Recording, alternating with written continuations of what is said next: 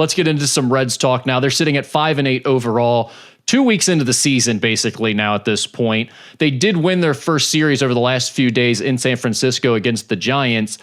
They should have won all 3 of those games. But, Skinny, did you see any signs of life from the team over the last 3 games and that series in San Francisco after a really rough start? No, I think what I've seen, though, is I feel really good when most of these starting pitchers are on the mound. And Nick Martinez has had some rough patches, and maybe when Andrew Abbott's ready, he's throwing a couple of, I think 2 now starts down at Louisville in a rehab assignment. Seems like he might be back this weekend. Yeah, and to me, I think we've talked about this. I just love Nick Martinez in that swing bullpen role where he can get you 3 innings on a day, maybe even if something happens early 5 innings. But man, the starting pitching's been listen, it's not going to pitch shutout baseball every game. But I mean, how do you not feel good with Nick Lodolo on the mound? How do you not feel good with Hunter Green on the mound? With Brady Singer at the moment on the mound? With what still is to come when Rhett Lauder gets healthy? I think this starting pitching is going to keep them around. And right now, all you are is a cross your fingers mode of some guys snapping out of slumps. Will Benson came back up and looked like the Will Benson of last year where he struck out, I think, his first 4 times up in Wednesday's game.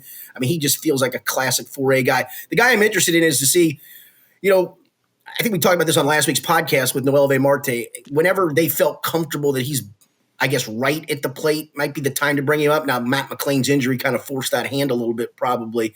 I hope they didn't rush him back. I hope they felt like he was ready because if he can get back to the 2023 form, that's a solid ball player all around from fielding to and they fixed some of his throwing mechanics in spring training. So hopefully that helps him at the plate. So I'm interested in that, but there's really not a shot of injection. Otherwise, it's more guys who are in slumps, hopefully get out of slumps.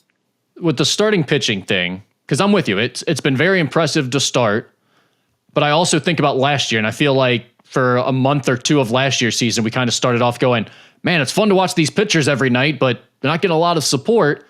Should you feel good about the fact that the pitching is going well as a Reds fan, or should you be almost more concerned about the fact that they are getting these really good starts and they're not doing much with them? They're not winning games. What happens if the pitchers hit a little bit of a rough patch, or they just have some normal games where they get hit around a little bit more and they're not lights out like they've been mostly to start the year?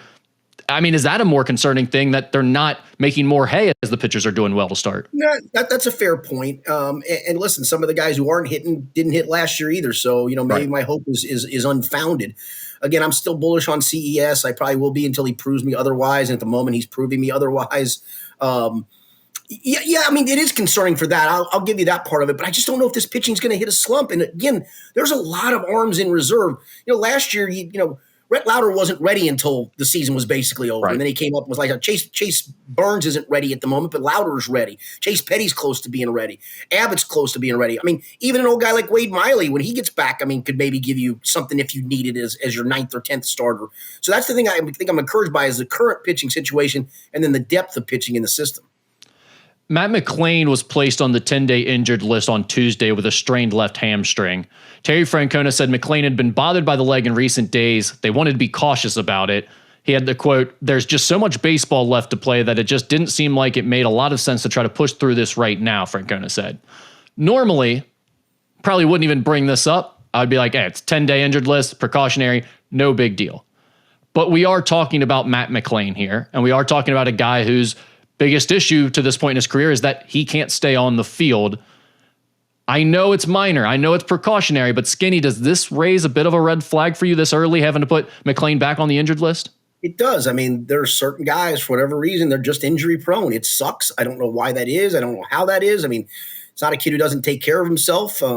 Certainly loves the game, all the things you like. But as the old saying goes, the best ability is availability. And I mean, you're now, it was all last season. Now it's 2 weeks into not even 2 weeks into this season, and it feels like it just keeps compounding itself. I hope again maybe this is just a short-term thing, and the precaution was the right way to do this, to not try to play through it, compound it, make it even worse.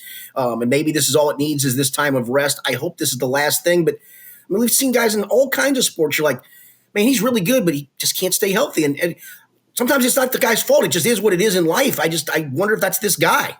Scale of 1 to 5, how concerning is this for Matt McClain?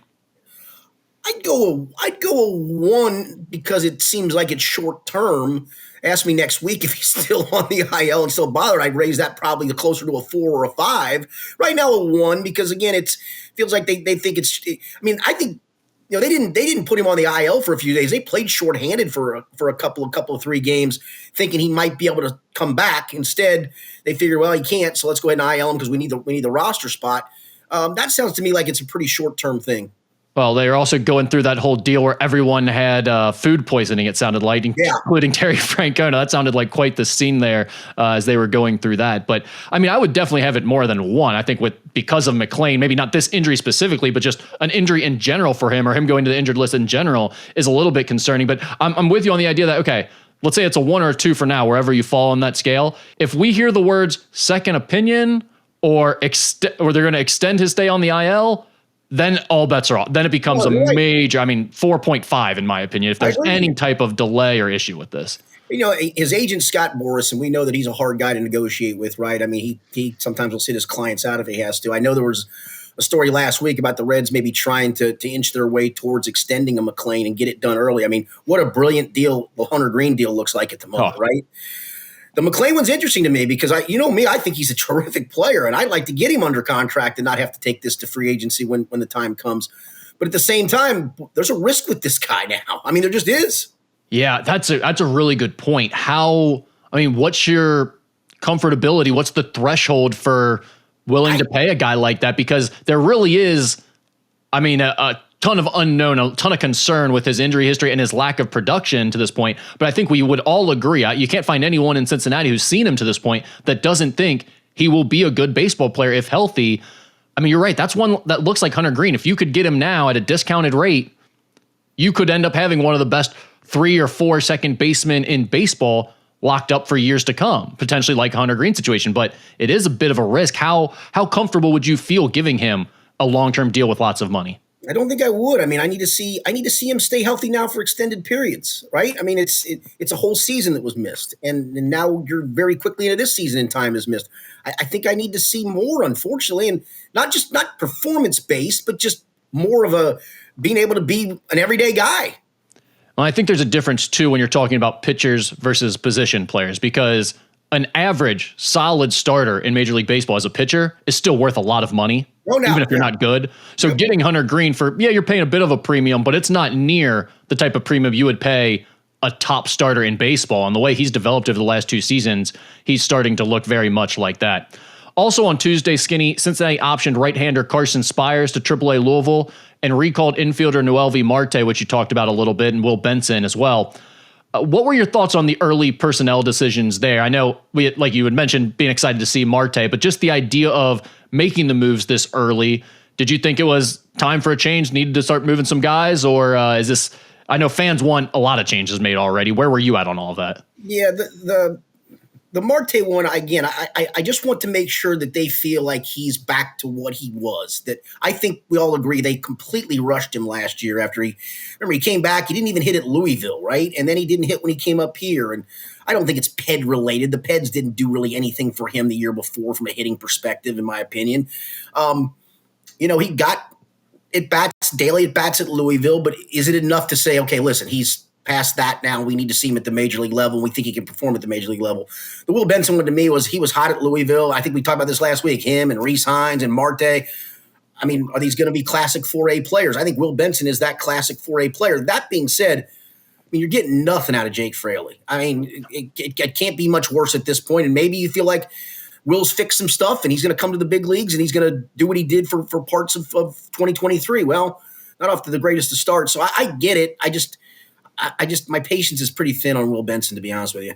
Yeah, and that's the thing about it. It's not so much that it's like a good or bad move. It's just like we kind of already know what's going to happen, right? There's not a lot available for this manager or the organization to do in terms of personnel. There's just not much upside to this roster as it's currently constructed, at least from a position player standpoint. Yeah, no, right. That's just it. I mean, and part of this too is, I think to your point earlier, they feel like they're wasting some starting pitching, and the guys that are in the lineup at the moment, some of them aren't performing, and you gotta, if they're not, you gotta go to the next option, right? Yeah, you do. Anything else on the Reds, Skinny, before we move on here? No, I again, it was disappointing to not get the sweep because they had it in their hands. I mean, they had it in the bag, for goodness sakes, but it was a little encouraging. And again, the Hunter Green, Lodolo back-to-back stuff, I mean, that gives you a chance to stop losing streaks and extend winning streaks, in my opinion, the way they pitch. Yeah, and with baseball, with it being such a long season, if you're not a super fan who watches every 162, to me, one of the most fun things a baseball team can have is dominant starting pitching. So Right. when you have the opportunity 2 nights a week to watch a guy like a Hunter Green and Nick Lodolo pitch for your team, that's a pretty good consolation package, even if your team is going to stink. And obviously it's very early. We don't know where the season is headed yet, but they've struggled a bit. I'm not super optimistic, but I will enjoy this summer watching those two guys take the mound, hopefully every 5th day. Hopefully they can stay healthy because they are fun to watch the way they're pitching right now. Yep.